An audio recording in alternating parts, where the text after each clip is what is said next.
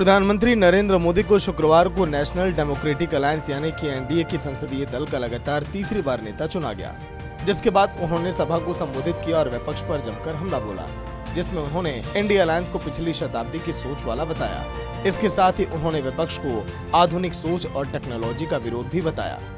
इंडी गठबंधन वाले जब ईवीएम का विरोध करते हैं तो मैं सिर्फ एक चुनाव के रूप में नहीं देख रहा। मैं मानता हूं ये लोग मन से पिछली शताब्दी के सोच वाले लोग हैं।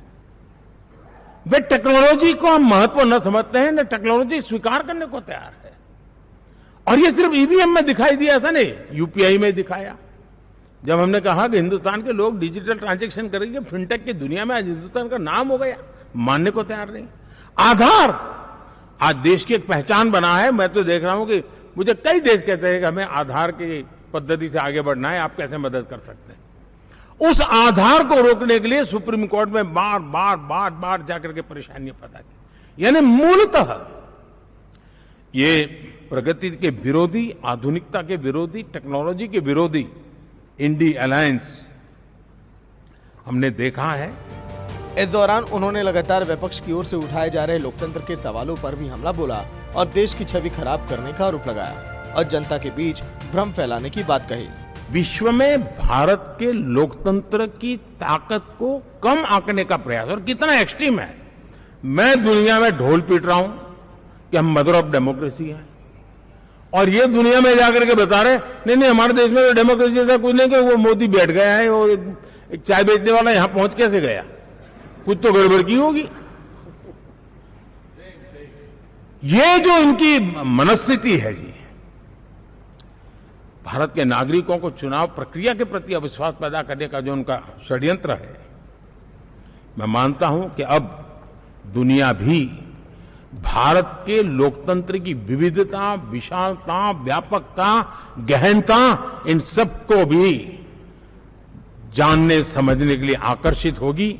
ऐसे इस चुनाव के नतीजे में देख रहा हूं। सभा को संबोधित करते हुए प्रधानमंत्री नरेंद्र मोदी ने अपने अगले 10 साल के विजन को भी बताया और विपक्ष पर देश को बांटने का आरोप लगाया।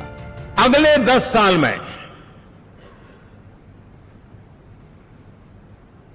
मैं बहुत जिम्मेवारी के साथ कह रहा हूं, अगले 10 साल में